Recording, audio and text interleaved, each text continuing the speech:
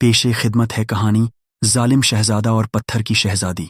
प्यारे दोस्तों, किसी मुल्क में एक बादशाह हुकूमत करता था। उसका एक बेटा था जिसका नाम था अलमास। अलमास आवारा, बेरहम और ज़िद्दी शहजादा था। इत्तेफाक से बादशाह मरेजुल मौत में मुब्तला हो गया।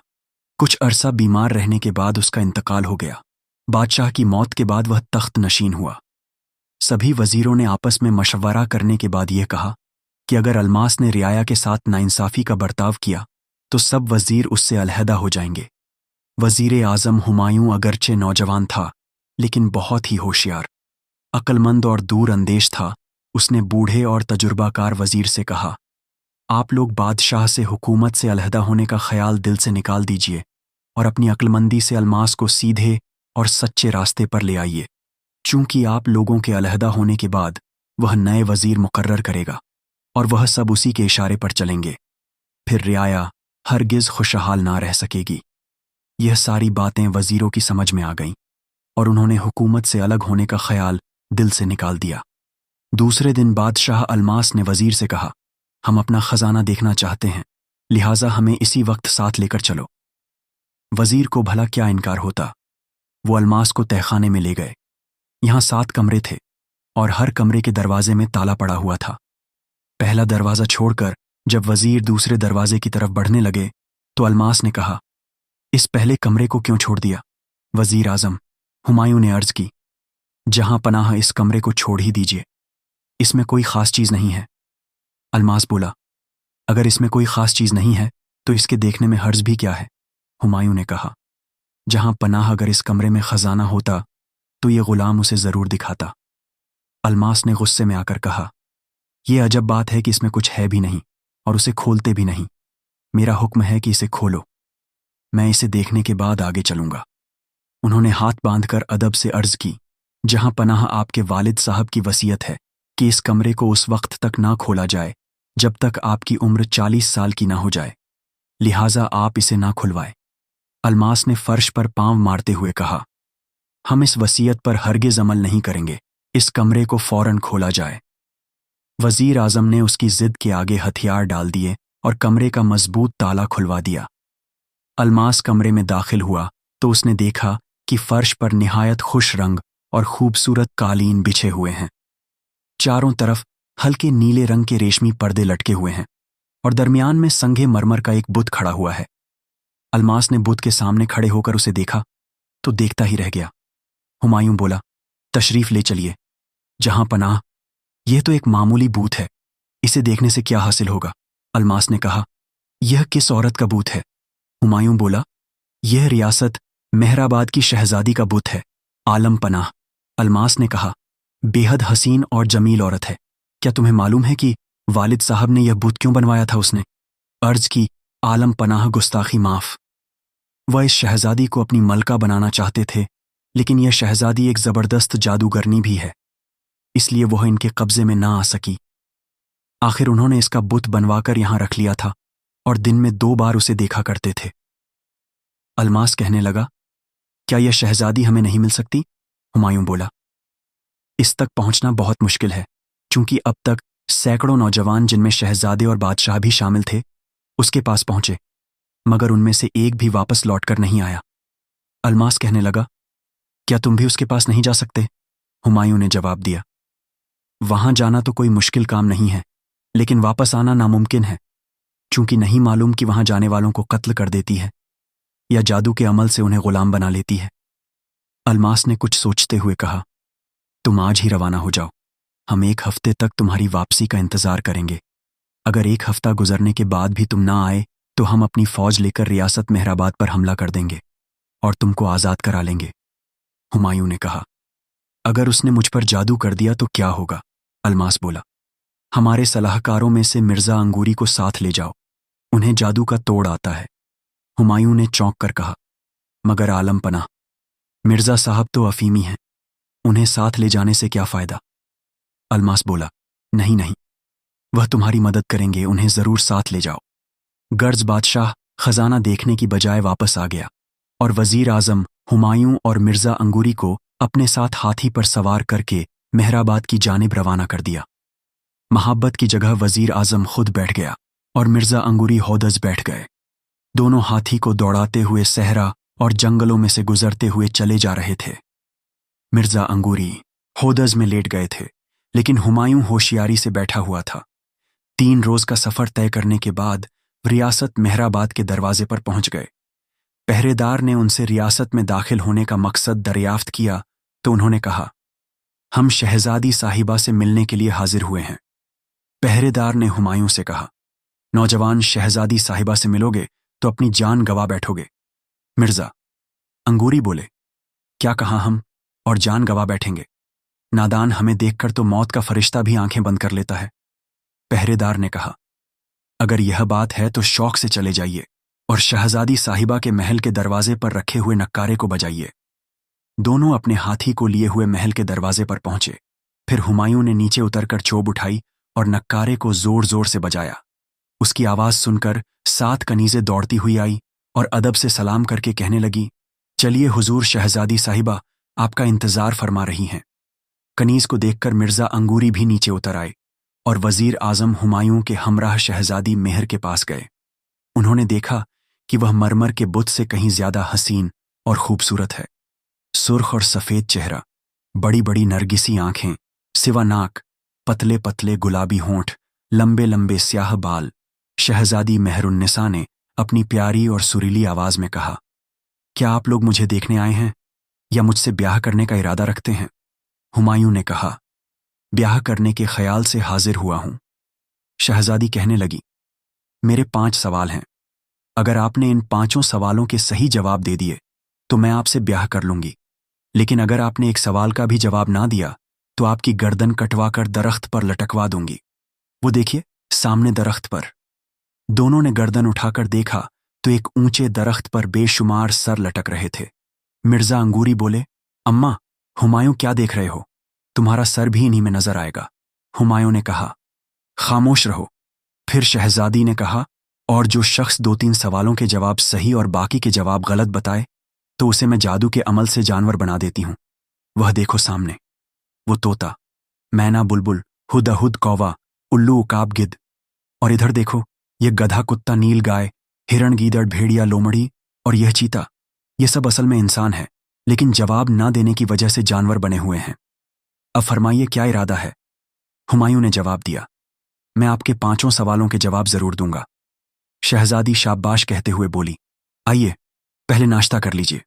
मिर्जा अंगूरी ने कहा, नहीं शहजादी साहिबा, यह हरगिज नहीं होगा।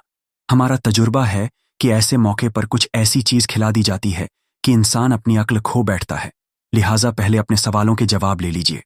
शहजादी मिर्जा जी की बात पर कहकहा मारकर हंस पड़ी।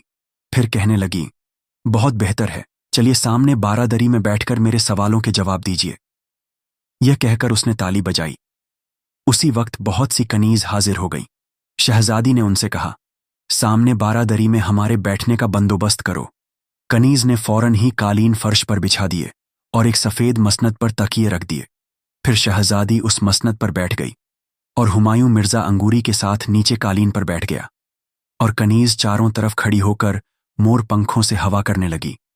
शहजादी मेहरुन्निसा ने कहा, मेरा पहला सवाल यह है कि एक दरख्त ऐसा है जो सारी दुनिया पर छाया हुआ है। उसके पत्ते एक तरफ के काले और दूसरी तरफ के सफेद हैं।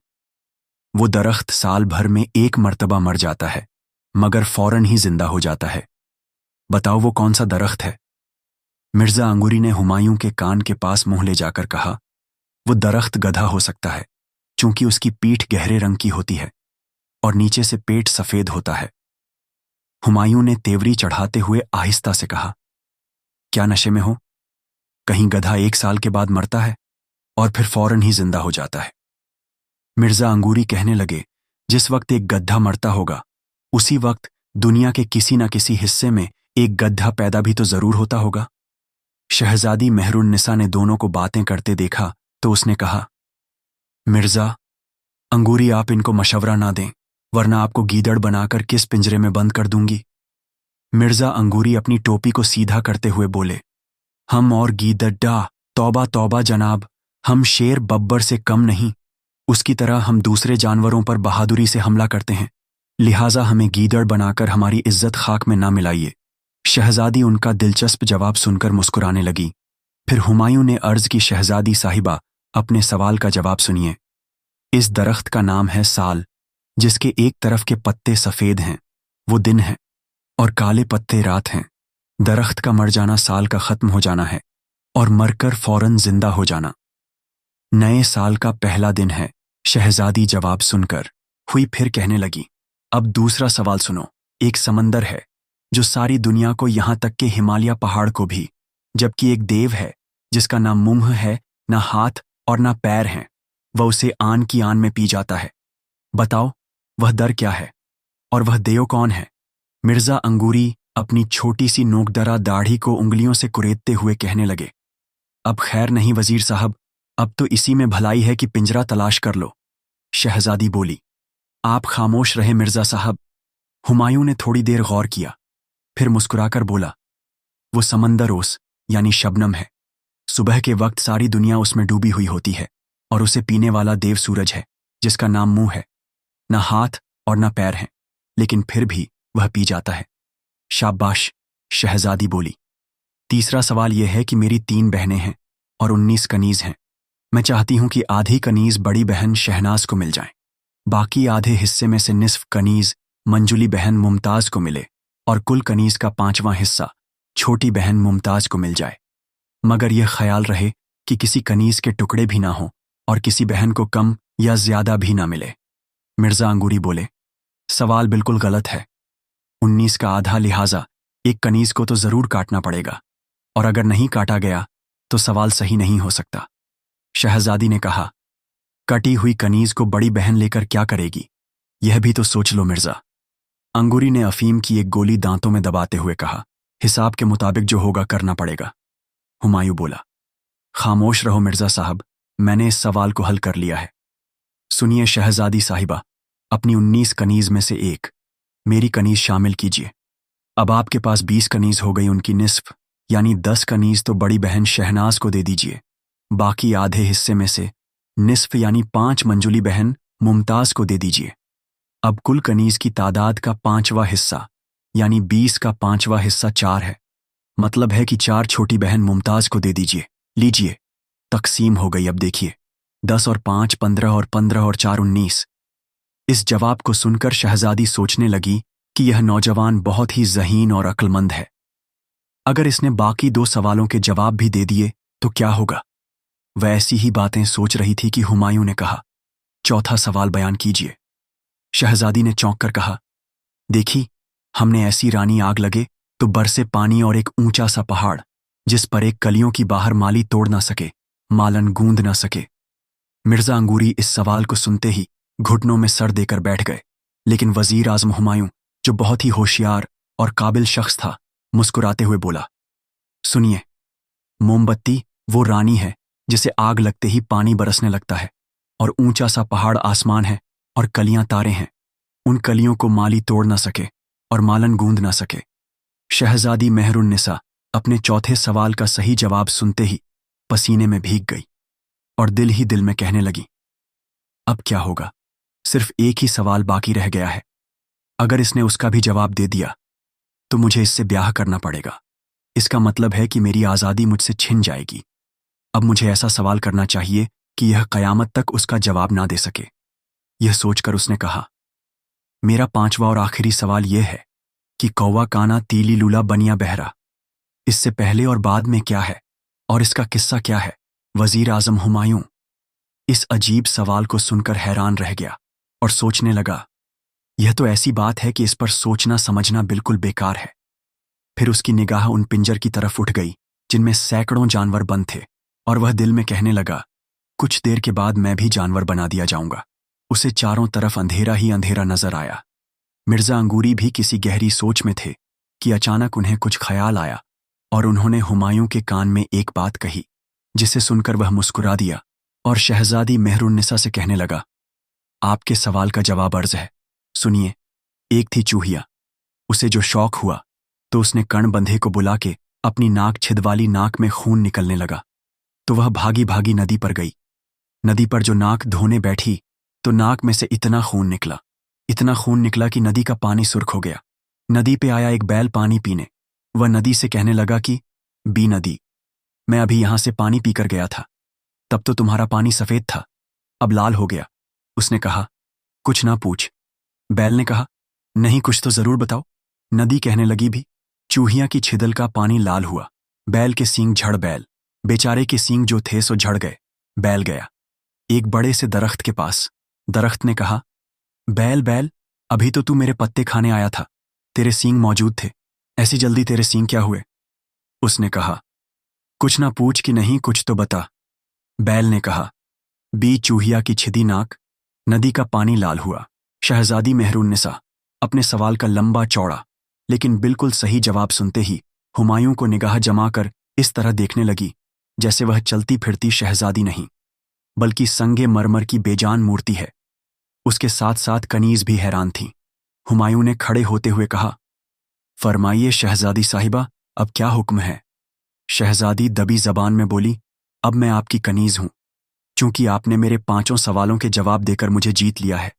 आपको मुबारक हो कि हजारों आदमियों में सिर्फ एक आप ही ने मुझे मात दी है। हुमायूं ने कहा, मगर शहजादी साहिबा, मैंने आपको अपने लिए नहीं बल्कि अपने बादशाह अलमास के लिए हासिल किया है। अब आप उनकी मलका बनकर रहेंगी। शहजादी बोली, हरगिज नहीं, आपने मेरे सवालों के जवाब दिए हैं, इसलिए आप ही मुझसे ब्याह कर सकते हैं। अगर बादशाह मेरे सवालों के जवाब देता तो वह ब्याह करता, फिर किसी दूसरे को हक ना होता। हुमायूं ने कहा, शायद आपको मालूम नहीं कि हातम बिन तय, जो हातम ताई के नाम से मशहूर है, उसने हुस्नबानों के साथ सवाल हल किए थे, लेकिन उससे शादी ख्वारज़म के शहजादा मुनीर शामी ने की थी, हातिम ने नहीं। शहजादी बोली, आप दुरुस्त फरमाते हैं, लेकिन आपको मालूम होना चाहिए, हातिम ताई ने हुस्नबानों से पहले इजाज़त हासिल कर ली थी कि अगर मैं 7 सवाल हल कर दूं तो क्या आप मुनीर शामी से शादी कर लेंगी? हुस्नबानों ने इकरार कर लिया तो हातिम ताई ने उसके सवाल हल कर दिए थे। मगर आपने तो मुझसे इजाज़त हासिल नहीं की थी। हुमायूं ने कहा, मगर मैं बादशाह से वादा करके आया था कि आपके लिए शहजादी मेहरुन्निसा को लेकर आऊंगा, इसलिए मैं शादी करके अपने कौल से नहीं फिर सकता। मेहरुन्निसा बोली, मुझे इन बातों से कोई मतलब नहीं। मिर्ज़ा अंगूरी जो खामोशी से दोनों की बातें सुन रहे थे कहने लगे, शहजादी साहिबा, इन्हें तो यूं भी आपसे दूर ही रहना चाहिए, क्योंकि आपका दिल इंसान की हमदर्दी से खाली है। सैकड़ों को आपने कत्ल कर दिया और सैकड़ों को इंसान से जानवर बनाकर पिंजर में बंद कर दिया। मेहरुन्निसा ने कहा, अगर तुम्हारा यह ख्याल है तो मैं इन सबको दोबारा इंसान बनाकर आज़ाद कर देती हूं। हुमायूं बोला, अगर आपने उन्हें आज़ाद कर दिया तो मैं आपका उम्र भर एहसान मानूंगा।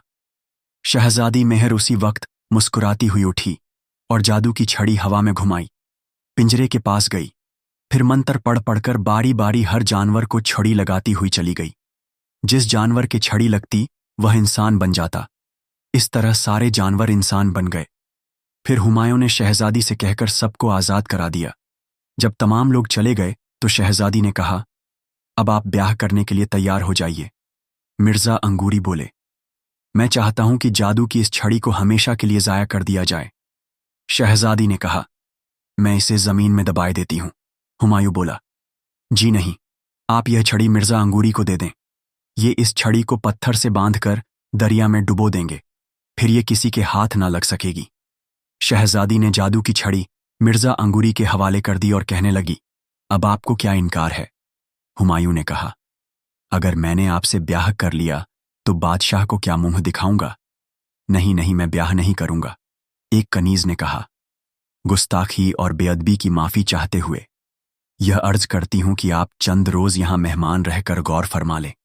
शहजादी ने गले से एक हार उतारकर कनीज को इनाम दिया और दोनों से कहा, आप शाही मेहमान खाने में क्याम फरमाएं। हुमायूं बोला, जी नहीं, हम आपको साथ लेकर फौरन वापस जाना चाहते हैं, क्योंकि बादशाह सलामत इंतजार कर रहे होंगे। मगर शहजादी ने उनकी एक न सुनी और उन्हें मजबूर होकर मेहमान ठहरना पड़ा। इधर बादशाह अलमास ने जब देखा कि 1 हफ्ता गुजरने के बाद भी हुमायूं और मिर्ज़ा अंगूरी वापस नहीं आए, तो वह अपनी फौज लेकर रियासत मेहराबाद की जानिब रवाना हुआ और तीसरे रोज रियासत के दरवाजे पर पहुंच गया। शहजादी को जब मालूम हुआ कि उसकी रियासत पर हमला करने के लिए दुश्मन दरवाजे पर पहुंच गया है, तो उसने अपनी फौज को मुकाबले के लिए रवाना कर दिया। दोनों फौजों में जंग शुरू हो गई। हुमायूं को जैसे ही मालूम हुआ कि जंग हो रही है तो वह दौड़ता हुआ किले के बुर्ज में गया और देखा कि दुश्मन कौन है। लेकिन अलमास को देखते ही उसने शहजादी से कहा, इस जंग को रोक दो, चूंकि मैं बादशाह को समझाना चाहता हूं। शहजादी ने हुमायूं को साथ लेकर सफेद झंडा बुलंद किया। उसे देखकर दोनों तरफ के सिपाहियों ने हाथ रोक लिए। फिर हुमायूं नीचे उतरकर बादशाह के पास गया और कहने लगा, जहां पनाह, मैंने शहजादी के 5 सवाल हल कर दिए हैं, लेकिन वह कहती है कि जिसने मेरे सवाल हल किए हैं वही मुझसे शादी कर सकता है, दूसरे किसी आदमी को हक नहीं है। अलमास ने आंखें निकालते हुए कहा। नमक हराम दगाबाज मक्कारी शहजादी को देखकर नीयत बदल गई हुमायूं, लेकिन उससे शादी ख्वारज़म के शहजादा मुनीर शामी ने की थी, हातिम ने नहीं। शहजादी बोली, आप दुरुस्त फरमाते हैं, लेकिन आपको मालूम होना चाहिए हातिम ताई ने हुस्न बानो से पहले इजाज़त हासिल कर ली थी कि अगर मैं 7 सवाल हल कर दूं तो क्या आप मुनीर शामी से शादी कर लेंगी। हुस्न बानो ने इकरार कर लिया तो हातिम ताई ने उसके सवाल हल कर दिए थे, मगर आपने तो मुझसे इजाज़त हासिल नहीं की थी। हुमायूं ने कहा, मगर मैं बादशाह से वादा करके आया था कि आपके लिए शहजादी मेहरुन्निसा को लेकर आऊंगा, इसलिए मैं शादी करके अपने कौल से नहीं फिर सकता। मेहरुन्निसा बोली, मुझे इन बातों से कोई मतलब नहीं। मिर्जा अंगूरी जो खामोशी से दोनों की बातें सुन रहे थे कहने लगे, शहजादी साहिबा, इन्हें तो यूं भी आपसे दूर ही रहना चाहिए, क्योंकि आपका दिल इंसान की हमदर्दी से खाली है। सैकड़ों को आपने कत्ल कर दिया और सैकड़ों को इंसान से जानवर बनाकर पिंजर में बंद कर दिया। मेहरुन्निसा ने कहा, अगर तुम्हारा यह ख्याल है तो मैं इन सबको दोबारा इंसान बनाकर आज़ाद कर देती हूं। हुमायूं बोला, अगर आपने उन्हें आज़ाद कर दिया तो मैं आपका उम्र भर एहसान मानूंगा। शहजादी मेहर उसी वक्त मुस्कुराती हुई उठी और जादू की छड़ी हवा में घुमाई, पिंजरे के पास गई, फिर मंत्र पढ़ पढ़कर बारी बारी हर जानवर को छड़ी लगाती हुई चली गई। जिस जानवर के छड़ी लगती वह इंसान बन जाता। इस तरह सारे जानवर इंसान बन गए। फिर हुमायूं ने शहजादी से कहकर सबको आज़ाद करा दिया। जब तमाम लोग चले गए तो शहजादी ने कहा, अब आप ब्याह करने के लिए तैयार हो जाइए। मिर्जा अंगूरी बोले, मैं चाहता हूं कि जादू की इस छड़ी को हमेशा के लिए जाया कर दिया जाए। शहजादी ने कहा, मैं इसे जमीन में दबाए देती हूं। हुमायूं बोला, जी नहीं, आप यह छड़ी मिर्जा अंगूरी को दे दें। ये इस छड़ी को पत्थर से बांधकर दरिया में डुबो देंगे, फिर ये किसी के हाथ ना लग सकेगी। शहजादी ने जादू की छड़ी मिर्जा अंगूरी के हवाले कर दी और कहने लगी, अब आपको क्या इनकार है। हुमायूं ने कहा, अगर मैंने आपसे ब्याह कर लिया तो बादशाह को क्या मुंह दिखाऊंगा। नहीं नहीं, मैं ब्याह नहीं करूंगा। एक कनीज ने कहा, गुस्ताखी और बेअदबी की माफी चाहते हुए यह अर्ज करती हूं कि आप चंद रोज यहां मेहमान रहकर गौर फरमा लें।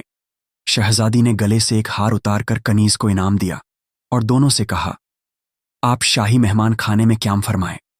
हुमायूं बोला, जी नहीं, हम आपको साथ लेकर फौरन वापस जाना चाहते हैं, क्योंकि बादशाह सलामत इंतजार कर रहे होंगे।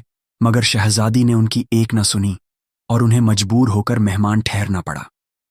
इधर बादशाह अलमास ने जब देखा कि 1 हफ्ता गुजरने के बाद भी हुमायूं और मिर्जा अंगूरी वापस नहीं आए तो वह अपनी फौज लेकर रियासत मेहराबाद की जानिब रवाना हुआ और तीसरे रोज रियासत के दरवाजे पर पहुंच गया। शहजादी को जब मालूम हुआ कि उसकी रियासत पर हमला करने के लिए दुश्मन दरवाजे पर पहुंच गया है तो उसने अपनी फौज को मुकाबले के लिए रवाना कर दिया। दोनों फौजों में जंग शुरू हो गई। हुमायूं को जैसे ही मालूम हुआ कि जंग हो रही है तो वह दौड़ता हुआ किले के बुर्ज में गया और देखा कि दुश्मन कौन है। लेकिन अलमास को देखते ही उसने शहजादी से कहा, इस जंग को रोक दो, चूंकि मैं बादशाह को समझाना चाहता हूं। शहजादी ने हुमायूं को साथ लेकर सफेद झंडा बुलंद किया। उसे देखकर दोनों तरफ के सिपाहियों ने हाथ रोक लिए। फिर हुमायूं नीचे उतरकर बादशाह के पास गया और कहने लगा, जहां पनाह, मैंने शहजादी के 5 सवाल हल कर दिए हैं, लेकिन वह कहती है कि जिसने मेरे सवाल हल किए हैं वही मुझसे शादी कर सकता है, दूसरे किसी आदमी को हक नहीं है। अलमास ने आंखें निकालते हुए कहा। नमक हराम दगाबाज मक्कारी शहजादी को देखकर नीयत बदल गई। हुमायूं बोला, नहीं जहां पनाह, यहां की एक एक कनीज इस बात की गवाह है कि मैं शादी करने से इनकार कर चुका हूं। और आपके लिए शहजादी से लड़ रहा हूं।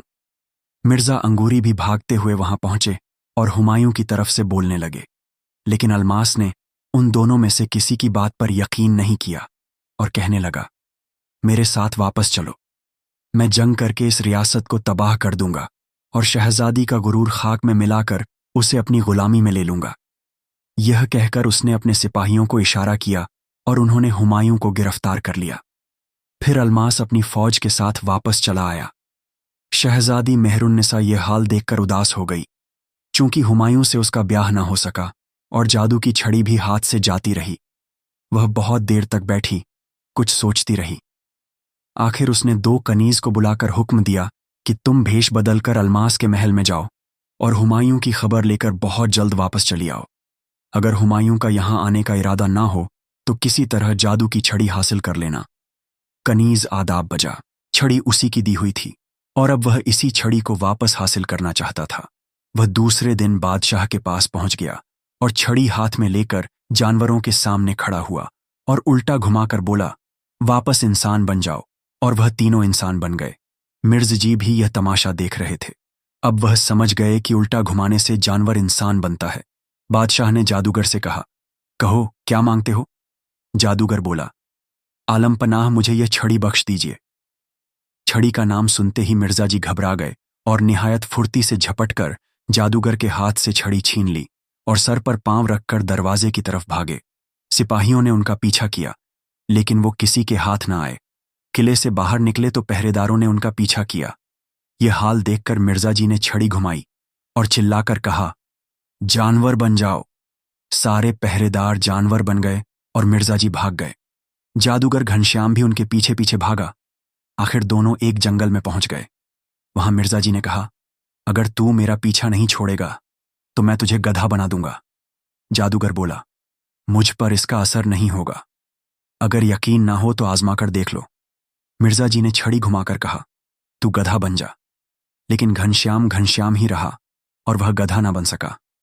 अब तो मिर्जा जी बहुत परेशान हुए और कहने लगे, देख भाई जादूगर, वैसे तो मैं तुझे यह छड़ी नहीं दूंगा। हाँ, अगर तू मुझे यह बता दे कि वजीर आजम हुमायूं और शहजादी मेहरुन्निसा इस वक्त कहाँ हैं, तू मुझे उनके पास पहुंचा दे तो मैं यह छड़ी तेरे हवाले कर दूंगा। जादूगर घनश्याम ने जेब से एक आईना निकाला और कुछ पढ़कर उसमें देखा। थोड़ी देर तक आईना देखने के बाद कुछ पढ़ा और दोबारा आईने में देखा। उसके बाद कहने लगा, सुनो मिर्जा, अंगूरी हुमायूं और शहजादी दोनों एक ही जंगल में भटक रहे हैं और वह जंगल यहां से 260 मील के फासले पर है। अगर वहां चलना है तो मेरे साथ घोड़े पर सवार हो जाओ।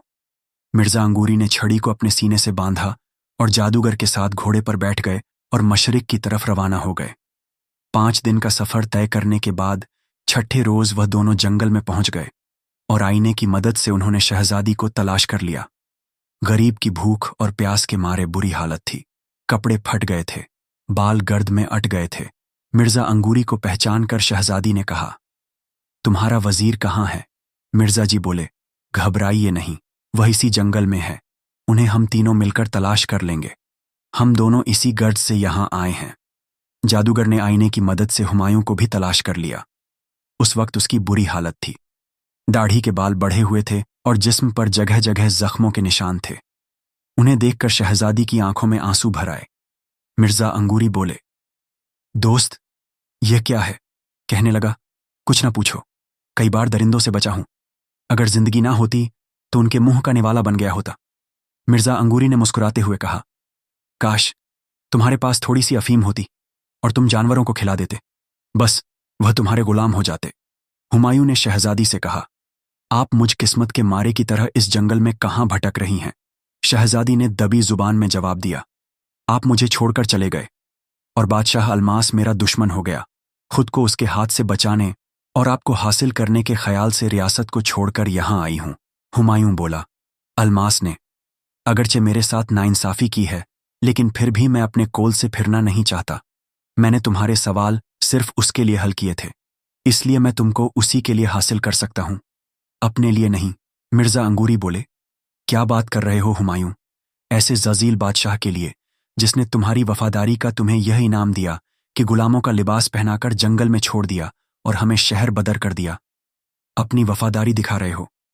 बड़े अफसोस की बात है। चलो शहजादी का हाथ पकड़ो और मेहराबाद के तख्त पर बैठकर निहायत शान से हुकूमत करो। घनश्याम जादूगर बोला, ये गुलाम भी आपके साथ है। बादशाह अलमास आप लोगों को मामूली सी भी तकलीफ नहीं पहुंचा सकेगा। अगर वह मुकाबले पर आया तो सारी उम्र रोएगा। हुमायूं खामोश था।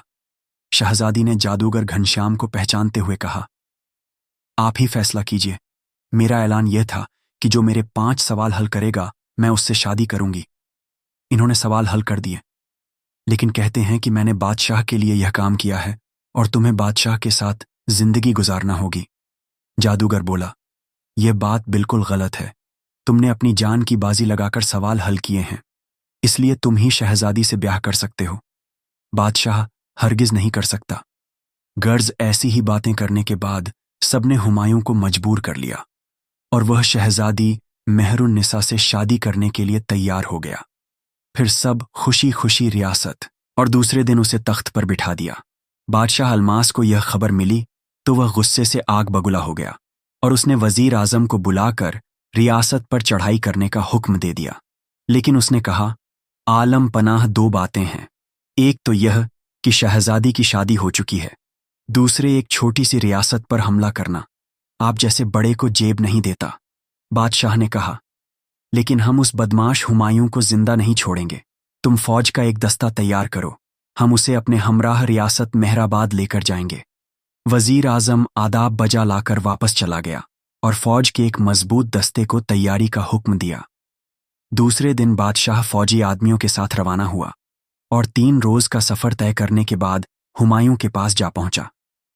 हुमायूं उसे इज्जत के साथ बिठाना चाहता था, लेकिन उसने शहजादी की तरफ इशारा करते हुए कहा, हम यहां बैठने के लिए नहीं आए, हमें शहजादी चाहिए। अगर यह नहीं मिल सकती तो हम तुम्हारा सर काट कर ले जाएंगे। घनश्याम जादूगर ने कहा, शहजादी का हाथ आपके हाथ में देने से तो बेहतर यह है कि हम उसे जान से मार दें, लेकिन अगर आप अपनी निस्फ सल्तनत हुमायूं के नाम कर दें तो आपको शहजादी आसानी से मिल जाए। अलमास ने अपने निस्फ सल्तनत देने का वादा कर लिया और दूसरे ही दिन उसने निस्फ हुकूमत हुमायूं के नाम कर दी। निस्फ फौज और निस्फ खजाना भी उसके हवाले कर दिया। फिर घनश्याम ने शहजादी को बुलाकर उसके साथ कर दिया। अलमास ने रुखसत होने से पहले घनश्याम को बहुत सा इनाम इकराम दिया। अलमास शहजादी को साथ लेकर खुशी खुशी अपने महल में गया और कहने लगा, हमने तुम्हें एक बहुत बड़ी कीमत अदा करके हासिल किया है। शहजादी बोली, आपने बहुत महंगा सौदा किया है। अलमास ने कहा, वह कैसे? शहजादी बोली, आपने शहजादी के बुत को पसंद किया था, इसलिए निस्फ सल्तनत के बदले में आपने पत्थर की शहजादी ही को हासिल किया है। अलमास घबराकर कहने लगा, क्या कह रही हो तुम? फिर उसने देखा कि जिसे वह शहजादी मेहरुन्निसा समझा था, हकीकत में पत्थर की शहजादी थी, जो जादू के जोर से चल फिर भी रही थी और बोल भी रही थी। असल शहजादी तो हुमायूं के साथ थी। अलमास सर पकड़कर रह गया, क्योंकि वह अपने निस्फ सल्तनत, निस्फ फौज और निस्फ खजाना देकर अपनी ताकत कम कर चुका था। अब उसमें हुमायूं के मुल्क पर हमला करने की हिम्मत न थी। वह अपनी कम अक्ली और बिला वजह की जिद्द पर बहुत पछताया। घनश्याम जादूगर की इस खिदमत से खुश होकर मिर्जा अंगूरी ने जादू की छड़ी उसे इनाम के तौर पर दे दी और हुमायूं ने उसे एक जागीर भी दी।